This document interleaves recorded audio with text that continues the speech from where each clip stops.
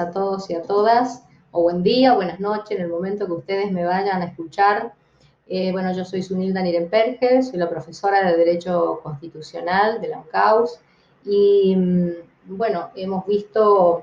en estas primeras clases, estamos adentrándonos un poco al mundo de la Constitución Nacional y del derecho constitucional y todo lo que ello implica.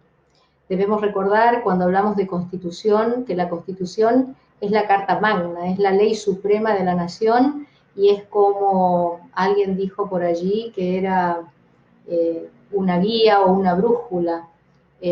para andar los mares, ¿no?, del país. Y esto significa que es una guía que determina y que especifica los poderes del Estado, que especifica cómo nos debemos mover en este Estado y cómo se va a mover el Estado con nosotros, los ciudadanos, los habitantes, los seres humanos, en los roles que juguemos. Es decir, la Constitución Nacional es la Carta Magna, la ley suprema que concentra el tipo de Estado que tenemos, las relaciones que hay dentro del poder del Estado y en las distintas funciones que cumple, y de qué manera se van a relacionar estos distintos poderes que en definitiva son como una división de un mismo poder que hace al Estado Nacional. Dentro de estos poderes que está el Poder Ejecutivo, el Poder Legislativo y el Poder Judicial, que fueron constituidos por los constituyentes originarios al momento de formular la Constitución, y a quienes se les ha dado determinadas funciones, se los ha regulado y se ha establecido los requisitos para su composición, pero que también allí se establecen en esta Constitución Nacional de qué manera el Estado se va a relacionar con los habitantes, cuáles son nuestras libertades, cuáles son nuestras garantías y los derechos que se nos reconocen. Como les decía, la Constitución Nacional, ese conjunto de normas y principios jurídicos y valores que gobiernan o que rigen, digamos, la vida de un Estado, está en la cúspide o en la punta de una pirámide jurídica ideal que había diseñado, sobre la que hablaba Kelsen, y que hoy por hoy en esa cúspide donde antes estaba la Constitución Nacional, hoy comparte ese vértice con los tratados internacionales de derechos humanos que han adquirido jerarquía constitucional. ¿Por qué es importante saber la Constitución? Es importante saber y conocer la Constitución porque allí está la base de nuestro Estado, porque está en la base de nuestros derechos, porque justamente establece los límites al Estado y de qué manera nosotros vamos a ejercer nuestros derechos, pero también cómo nos vamos a defender y cómo vamos a reclamar ante aquellos que pretendan violarlos o que pretendan limitarlos. En general, la Constitución Nacional establece la amplitud de todos nuestros derechos reconocidos, ya sean los derechos personales, individuales, sociales, colectivos, nacionales, algunos internacionales y también universales, porque hay tratados de derechos humanos que justamente tienen validez universal, y los derechos humanos reconocidos en la Constitución Nacional son universales, porque a todos los hombres se les reconocen por igual en su calidad de seres humanos. Los derechos humanos, los derechos básicos a la vida, a la integridad, a la dignidad y a tantos otros. Pero también les decía que es importante saber que existe la Constitución en la cúspide de esta pirámide, o que es la Carta Magna o la Ley Suprema, porque todos los actos que se expidan dentro de este Estado y todas las leyes que se dicten y todas las normas que se pretendan implementar deben estar de acuerdo a esta Constitución Nacional. Y esto se llama jerarquía constitucional. Jerarquía constitucional es justamente esta posición de poder que tiene o de grados, digamos, de preeminencia que tiene la Constitución por encima de todas las otras normativas, decisiones, actos jurídicos que puedan dictarse dentro de nuestro Estado constitucional y de derecho. La Constitución Nacional, como les decía entonces, integra junto a los tratados internacionales de derechos humanos, que les decía yo justamente en esta cúspide, enunciados en el artículo 75, inciso 22, recuérdenlo, deben ir a mirar la Constitución, leer el artículo 75, inciso 22, la cúspide pirámica del ordenamiento normativo del Estado de Derecho, y de ella dependen, como les decía antes, y lo repito hasta el cansancio, porque es muy importante, porque esto se llama jerarquía constitucional y supremacía de la Constitución, que está por encima de todo lo demás. Dependen los convenios internacionales, que no se encuentran en la cúspide, porque se encuentran un poquito más abajo, que son los convenios de derechos o tratados internacionales, que si bien han sido reconocidos por la Constitución, no son aquellos que tienen la misma jerarquía, porque se necesita un procedimiento para reconocer la jerarquía constitucional a los convenios o tratados que nuestro país firma con otras potencias, con otros países, con la comunidad internacional. Entonces, van a estar en la cúspide, como les decía, la Constitución con los tratados internacionales de derechos humanos, que se les reconoce jerarquía constitucional en el artículo 75, inciso 22. Luego van a venir los demás tratados que no tienen esta jerarquía, pero que han sido enunciados, que se encuentran enunciados en la Constitución. Luego también los tratados de integración, después las leyes nacionales, luego los decretos nacionales, por debajo de ellos las constituciones provinciales, las leyes provinciales, los decretos, reglamentos, etcétera, y todos los actos jurídicos que se vayan dictando por debajo de esta jerarquía o de este orden de prelación. Esta pirámide jurídica, como les decía, anunciada por Kelsen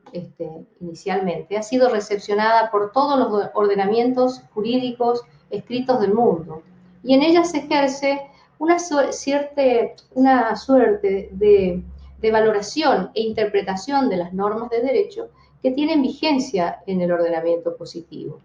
Vale decir que una norma de inferior jerarquía no puede oponerse a otra de mayor jerarquía, y ninguna de estas a la Constitución Nacional. Este es el orden jurídico a nivel nacional. Lo mismo ocurre en las provincias. Luego del orden jurídico a nivel nacional, Constitución y tratados, leyes nacionales, decretos, etc., están las constituciones provinciales, donde ninguna norma jurídica provincial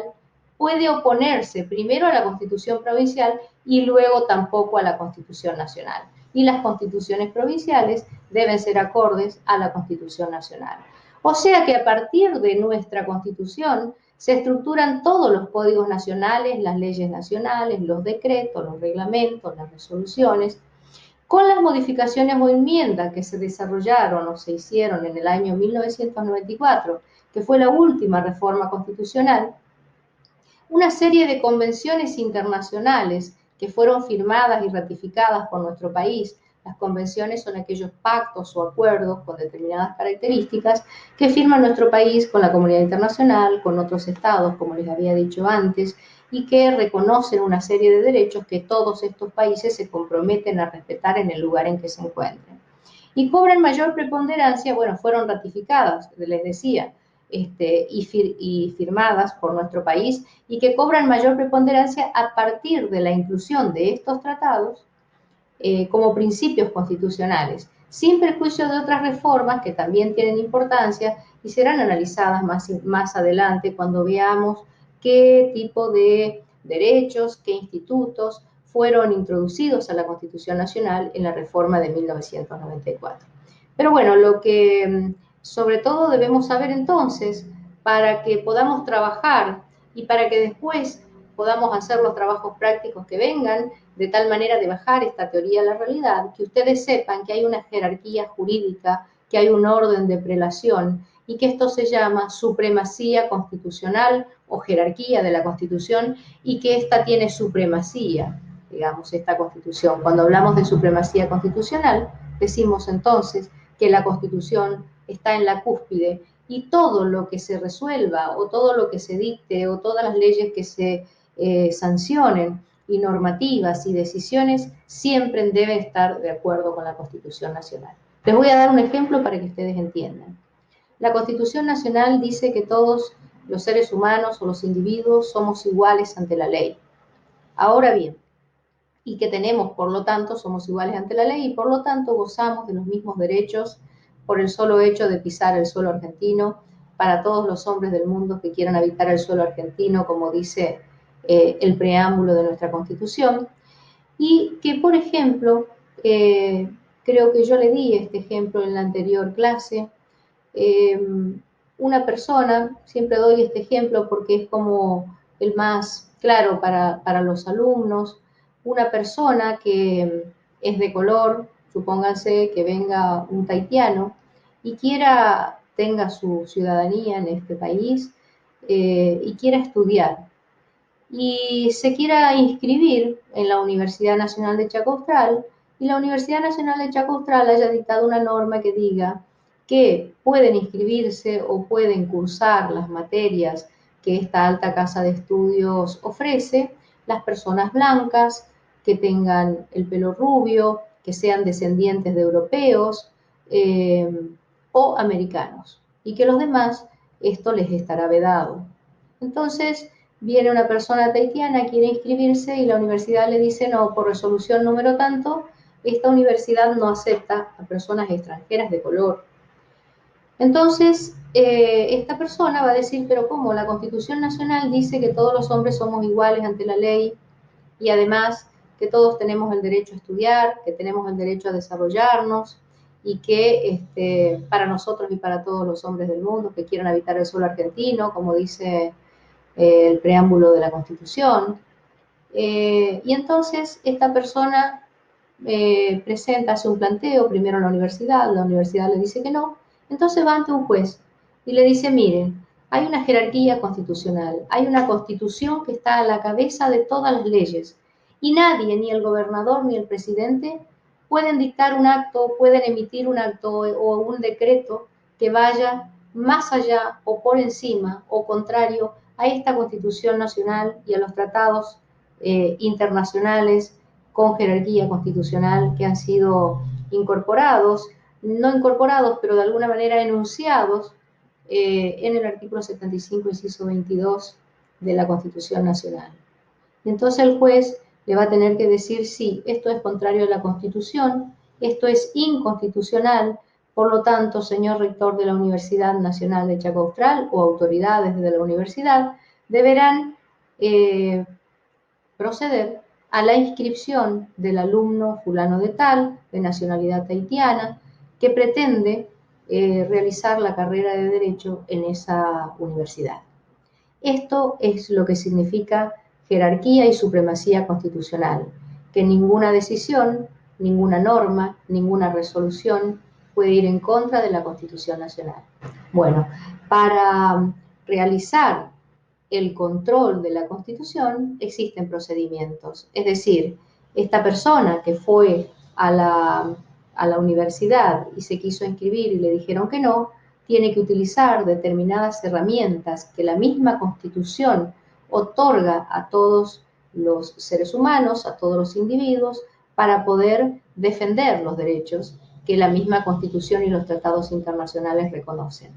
Por lo tanto, lo que va a hacer la persona que se vea limitada en sus derechos o que crea que ha sufrido violaciones en los derechos, lo que tiene que hacer es utilizar las garantías constitucionales y además ejercer o establecer o acudir a un proceso que se llama control de constitucionalidad o control constitucional, que lo vamos a ver en la próxima clase. Muchísimas gracias, buenas tardes, espero que lo hayan entendido.